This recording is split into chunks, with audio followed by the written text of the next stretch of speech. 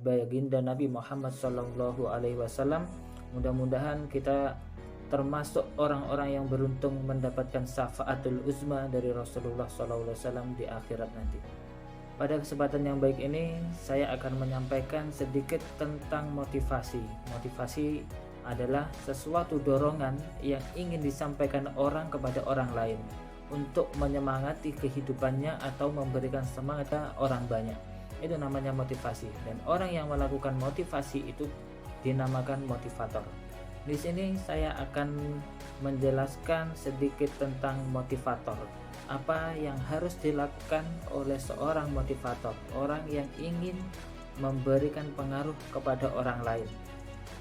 Yang pertama adalah yang harus kita lakukan adalah memperbaiki kata, yaitu dengan menggunakan kata yang baik dan yang benar. Maka dari itu motivator harus mempunyai attitude, harus mempunyai sisi kata yang menarik yang membuat orang itu tertarik untuk mendengarkan kata-kata tersebut. Kata dalam motivasi itu ibarat pedang dalam berperang. Kalau orang berperang tanpa menggunakan pedang, itu sama aja kita melakukan bunuh diri. Begitu juga dengan motivasi. Motivasi tanpa menggunakan kata yang baik dan benar, maka itu juga akan melakukan bunuh diri juga. Maka dari itu di sini saya akan menjelaskan bagaimana cara omongan kita, kata-kata kita didengarkan oleh orang banyak. Lihat, yang pertama yang harus kita lakukan adalah omongan kita, apa yang kita lakukan itu harus mempunyai power, mempunyai sisi yang menarik dari kata-kata kita, sehingga kata-kata kita itu bisa meyakinkan orang banyak. Seperti contohnya apa yang dilakukan oleh Insinyur Soekarno ketika menyemangati bangsa Indonesia untuk mengajak bangsa Indonesia itu untuk merdeka. Seperti apa yang dikatakan Bung Karno dalam Sumpah Pemuda.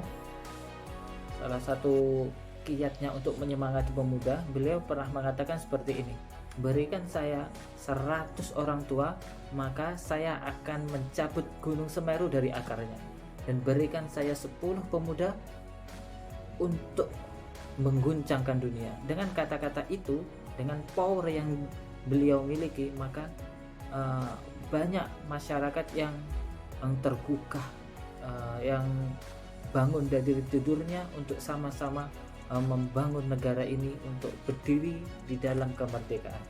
Itu yang pertama, harus kata-kata kita harus mempunyai power. Kemudian yang kedua, sisi yang kedua itu memilih kata-kata yang tepat. Pemilihan kata-kata yang tepat. Kata-kata yang tepat itu dengan tidak menyinggung perasaan orang lain. Jangan sampai kita ketika motivasi orang lain itu justru menyakiti hati orang lain. Tetapi kata-kata kita harus memberikan semangat baru, memberikan hal yang baru kepada orang tersebut, sehingga orang tersebut semangat untuk menjalani aktivitasnya sendiri-sendiri. Apa yang mereka tuju itu semangat. Kemudian yang ketiga, berbicara dengan hati. Maksudnya ini bukan berbicara di hati, bukan, tetapi berbicara dengan hati nuraninya. Apa yang kita rasakan itu kita sampaikan kepada orang lain. Orang lain ketika mendengarkan kita berbicara itu seperti masalah yang mereka alami. Maka sebelum kita memotivasi orang lain, kita survei dulu apa yang menjadi kegundahan mereka, kemudian kita jadikan kegundahan kita juga. Kemudian setelah kita menyampaikan motivasi, kita seperti menyampaikan apa yang ada di isi hati kita, sehingga mereka juga termotivasi karena kesamaan tujuannya tadi. Kemudian yang keempat itu menggunakan body language. Body language dengan menggunakan tangan, dengan menggunakan gelengan, karena dengan body language itu lebih meyakinkan orang. Ketika kita berbicara dengan body language yang baik, dengan gerakan tangan mungkin, dengan sisi yang lain menggerakkan badan tidak kaku, maka orang lain lebih termotivasi atau lebih mudah mencerna apa yang kita bicarakan. Yang selanjutnya, setelah kita mempunyai body language yang luwes dalam berbicara, kemudian yang terakhir itu mencirikan sesuatu yang bermakna, seperti cerita-cerita para rasul, cerita-cerita para ulama, para sahabat yang lain-lainnya yang bisa memotivasi kita untuk berubah yang lebih baik.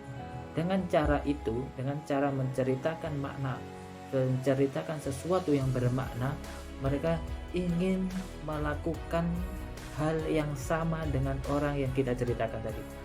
Ditanya Imam Syafi'i dalam mencari ilmu, kegigihan beliau dalam mencari ilmu. Nah, kita ceritakan agar orang-orang yang kita motivasi itu juga ingin seperti Imam Syafi'i, itu menceritakan sesuatu yang bermakna. Yang terakhir adalah dengan kata-kata kita bisa merubah sesuatu tatanan yang sudah ada. Kekuatan kata-kata itu sangat amat besar. Maka dari itu, ketika kita menggunakan kata-kata itu secara tepat, maka kita akan memperoleh hasil yang tepat pula. Mungkin cukup itu untuk hari ini. Selamat berjumpa di pertemuan selanjutnya. Mudah-mudahan kita diberi umur panjang oleh Allah Subhanahu wa taala sehingga kita bisa berjumpa lagi di pertemuan yang selanjutnya. Akhirul kalam, saya Walul Arba'iyah. Wassalamualaikum warahmatullahi wabarakatuh.